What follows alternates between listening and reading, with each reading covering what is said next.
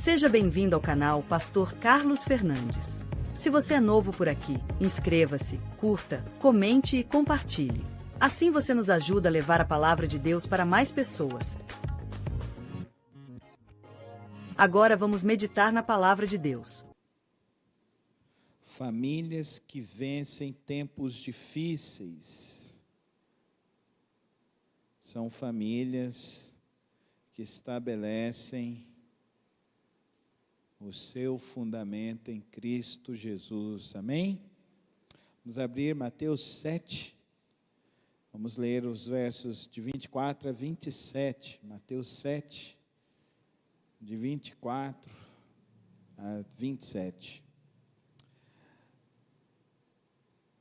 Todo aquele, pois, que ouve estas minhas palavras e as pratica, será comparado a um homem prudente que construiu a sua casa sobre a rocha, caiu a chuva, transbordaram os rios, sopraram os ventos e bateram com força contra aquela casa, e ela não desabou, porque tinha sido construída na rocha.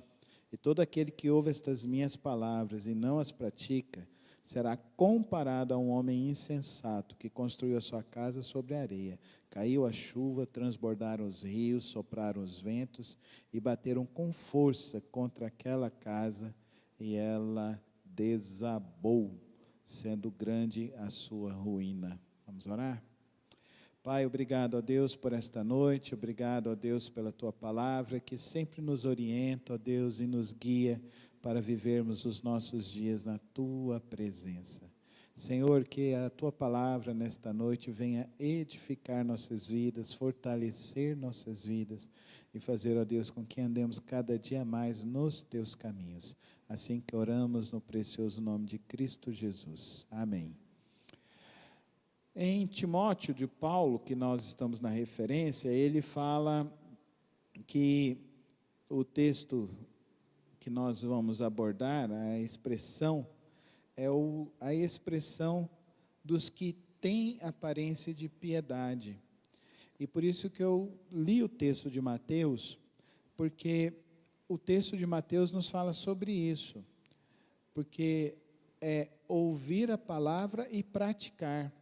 E a aparência de piedade é aqueles que não praticam a palavra de Deus, não praticam o Evangelho. Paulo está denunciando isso que estaria acontecendo nesses últimos dias. As pessoas têm a sua atividade religiosa, usam camisas, usam até os jeitos, os trejeitos, mas esquecem de ser de entender a eficácia do Evangelho em suas vidas. É interessante isso que o apóstolo Paulo nos coloca e nos desafia a observar em nossas vidas. Nós atestamos a eficácia do Evangelho? A tua vida realmente está estabelecida no Evangelho? Aqui a eficácia, a palavra é dinamis, que é a mesma palavra de dinamite, que vem da palavra de poder, que vem da palavra que ela venceu o pecado. Amém? Venceu o pecado. Então o Evangelho nos leva a sermos livres do pecado, nos leva a obedecer a palavra de Deus e seguir a Cristo. Bem, na minha adolescência, a gente fez um acampamento que era assim, o tema. Eu falei até para a Aninha, vamos fazer um acampamento dos jovens assim? Aí na hora que eu falei o tema, ela começou a rir de mim, né? Por fora, bela viola, por dentro, pão bolorento. Daí ela falou, que é isso, pai? Que história é essa? E naquele acampamento que a gente fez, era justamente isso, mostrando que muitas das vezes as pessoas ouvem o Evangelho, mas não vivem o Evangelho. E aqui o apóstolo Paulo, e eu faço esse paralelo com o que Cristo diz, que ele fala de praticar o Evangelho, viver o Evangelho. A gente não pode ter uma aparência religiosa, nós precisamos ser de fato cristãos. A verdadeira vida com Cristo, ela vai produzir um impacto real na sua vida. O Evangelho produz um impacto real, transformador, regenerador, vivificador, transformador, restaurador. O Evangelho, ele é o poder de Deus para a salvação de todo aquele que nele crê. E nós precisamos entender que a nossa vida, Deus colocou esse poder em nós, amém? Deus colocou, esse poder é o Espírito Santo. E o Espírito Santo, ele é promotor de quê? De paz, alegria, bondade, mansidão. Então, a vida cristã tem um resultado, tem uma vida para se viver. E Jesus diz, olha, aquele que ouve e as pratica. O Evangelho não é uma experiência esotérica e apenas racional. Não, ela é uma experiência viva e eficaz, ela precisa ser prática. E aí, o autor nos coloca então 3 desafios para essa noite. Primeiro deles, procure viver em família uma vida cristã autêntica. Muitos filhos estão se afastando dos caminhos do Senhor porque não veem os seus pais terem uma vida cristã autêntica e prática. Eu tenho falado isso e repetido, queridos irmãos, que é nosso primeiro local de testemunho da fé é em casa, é na família, é com o povo de Deus. Uma pessoa conhecida dedicou os 3 dias do carnaval para evangelizar os foliões. Sua surpresa foi constatar que muitos que estavam ali naquela festa pagã tinham nomes bíblicos: Silas, Josué, Davi, Esther, Estevão. Eram filhos de crentes. Então ela procurou se aprofundar nessa descoberta e ela descobriu que o motivo do afastamento desses jovens muito se deveu à falta de autenticidade cristã por parte de seus pais.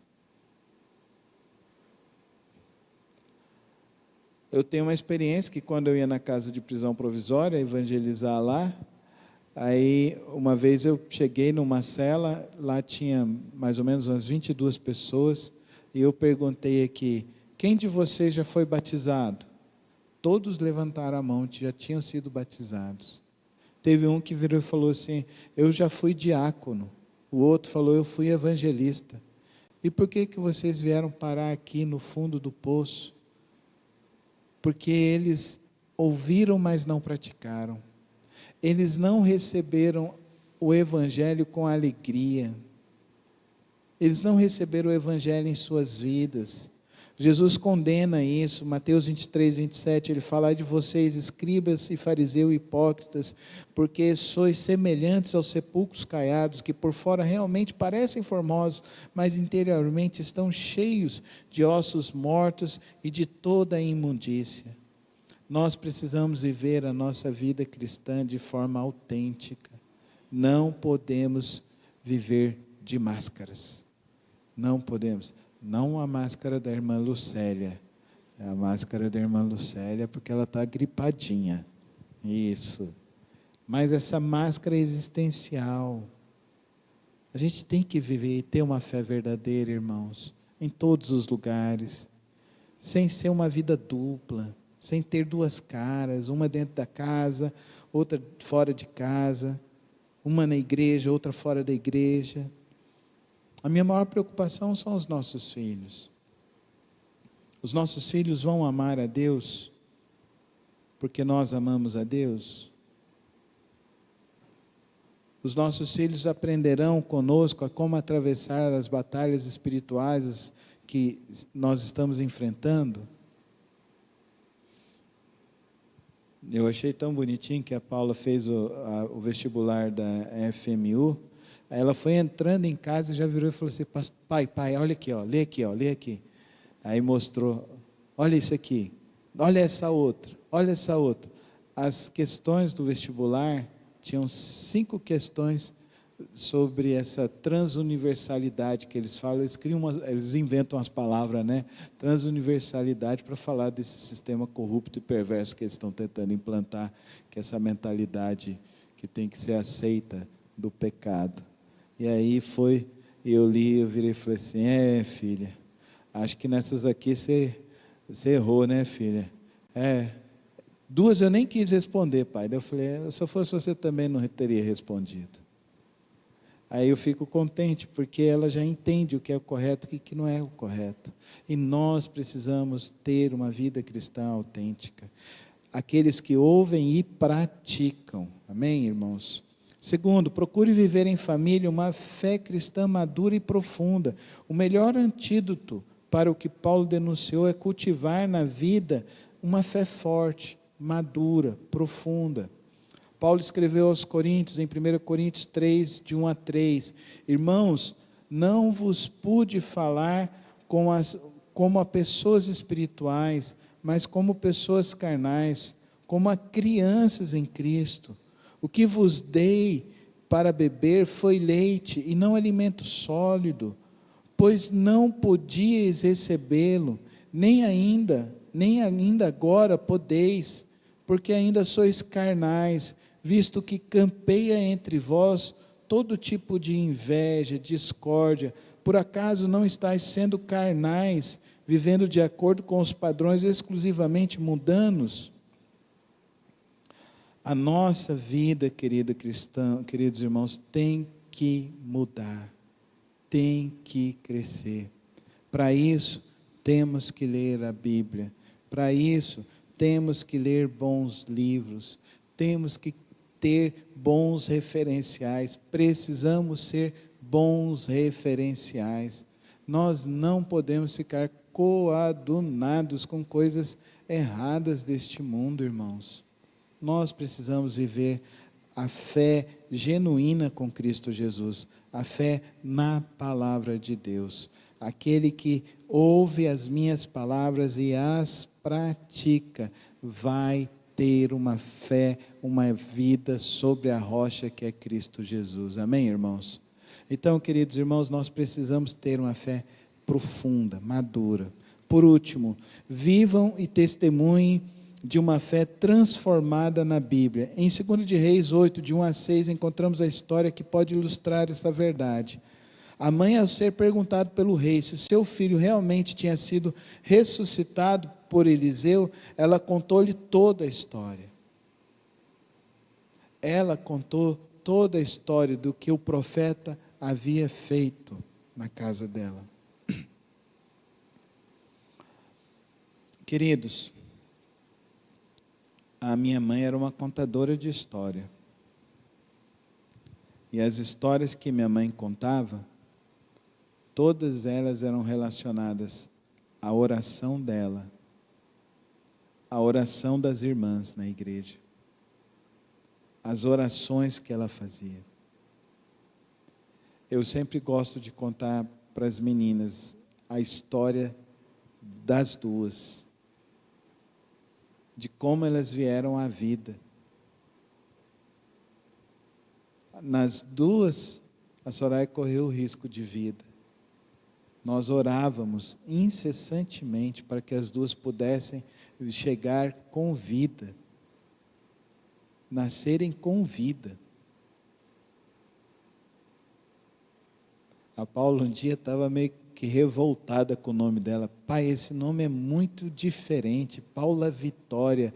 Aí eu virei e falei assim: mas esse seu nome, eu escolhi, minha filha, para que você possa dar o testemunho de que você é uma vitoriosa, porque você já nasceu vitoriosa, porque você foi desenganada, mas Deus te conservou e você lutou para viver, como a sua mãe lutou para sobreviver, como vocês lutaram para chegar até aqui, sua mãe lutou para viver.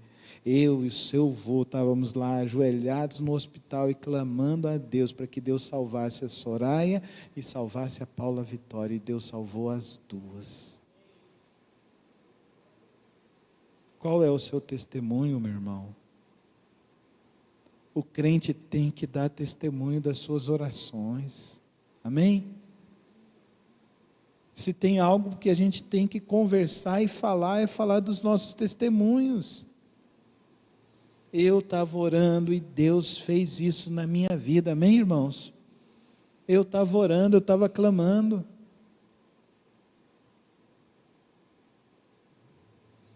Quantas vezes a gente orou para ter o lote? Quantas vezes a gente orou para ter o alvará para construir a igreja? Quantas vezes a gente orou para concluir a igreja? Isso aqui é uma obra de fé, isso aqui é para testemunhar que tudo que foi feito aqui foi feito com dízimos e ofertas de homens e mulheres que amam a Cristo Jesus e contribuíram fielmente para chegarmos até aqui, amém, irmãos? E o que pode parar a igreja do Senhor? Nada nem ninguém. Porque é do Senhor Jesus. Ontem eu e a Soraya estávamos fazendo uma visita e o irmão falou para nós assim: pastor, foi com oração, foi com os almoços e nós conseguimos, né, pastor? Eu falei, glória a Deus, né, irmão? Nós conseguimos. Irmãos, contem a história de fé da sua vida, da sua família, amém? Conte a sua história de fé. Está alguém desanimado? Irmã Elisângela, conta a sua história de fé. Conta o seu milagre. Conta que você teve uma igreja do seu lado orando incessantemente. Para você chegar até aqui e falar, eu fui curada para a glória do Senhor Jesus. Isso para mim que é igreja. Isso para mim que é servir a Deus. É nesse pequeno encontro que os milagres acontecem. E eu vou ver a sua irmã entrar nessa igreja aqui, Gabi. E eu vou ter o privilégio e a honra do Senhor Jesus de batizar ela aqui. Eu vou ter essa honra. Eu vou ver isso acontecer, porque nós estamos orando e Deus vai fazer os milagres dele, como tem feito até aqui. Ouve e a pratica, amém, irmãos? Nós vamos fazer igual essa mulher, não vamos? Está lá, 2 Reis, está lá. Ela recebeu o milagre e ela conta do milagre, amém, irmãos? Vamos contar dos milagres? Vamos contar dos milagres. Não vou contar só dos milagres lá antigos, não. Eu falei para Deus, eu vou contar um milagre da igreja nesse ano, amém, irmãos? E o que eu tenho para dizer aqui nessa noite, queridos irmãos,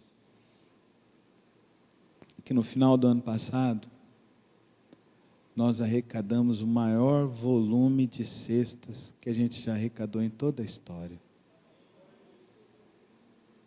E esse ano nós vamos dobrar. Amém? Eu já estou orando e falando para o Senhor, o ano passado foi 250, esse ano vai ser 500 cestas. Amém? Amém, irmãos? Não é para o meu nome, não, é para ajudar. Tem muita gente precisando. Nós vamos continuar indo, ajudando e cooperando comunidades carentes que precisam da glória do Senhor Jesus. Os dias são difíceis, mas nossa casa está na rocha. Amém? Então coloca a mão no seu peito e fala, minha casa está na rocha, que é Cristo Jesus. E ela não será abalada jamais, amém? Não será abalada jamais. Não aceite o engano, a mentira de Satanás. Essa noite, então, a gente é desafiado à autenticidade, uma vida cristã verdadeira e profunda com Cristo Jesus. Nós somos desafiados à maturidade, uma vida cristã que é profunda, sólida com Cristo Jesus. E nós somos desafiados a testemunhar das coisas que o Senhor, o nosso Deus, fez e irá fazer em nós e através de nós. Amém? Você crê? Então vamos ficar em pé, vamos orar, colocar nossas vidas e nossas famílias nas mãos do Senhor Jesus nessa noite. Pai querido, Pai celeste, como é bom estar aqui reunidos mais uma vez em Teu nome. Como é bom hoje poder olhar aqui, ó Deus, e saber que nós somos obras do milagre do Senhor. Como é bom saber, ó Deus, que o Teu Evangelho é poderoso e que nós podemos confiar em Ti todos os dias de nossas vidas. E que o Senhor não deixa a nossa vida ficar abalada, mas o Senhor nos dá força, nos dá coragem para enfrentar os dias difíceis, enfrentarmos as tempestades e caminharmos na Tua presença. Pai, que a nossa fé seja cada vez mais autêntica, cada vez mais profunda e verdadeira, para que o nosso testemunho venha impactar mais e mais vidas. Pai, eu quero que em nome de Cristo Jesus, o Senhor nos use poderosamente neste ano, ó Pai. Nós estamos aqui agora, ó Deus, orando por todos aqueles que foram inscritos, ó Deus, no nosso marcador de página, Senhor. Nós estamos colocando cada vida dessa nas Tuas mãos e estamos rogando, ó Deus, que o nosso testemunho, a nossa vida, o nosso exemplo venha, ó Deus, constranger e transformar e libertar cada coração desse. É assim que nós oramos no precioso nome de Cristo Jesus. Amém e amém. Obrigado por ter acompanhado mais uma das reflexões do nosso canal. Não se esqueça de se inscrever e ativar as notificações aqui no canal. Tem vídeos novos todas as semanas e o podcast na quarta-feira. Que o Senhor te abençoe e te guarde. Até o próximo vídeo.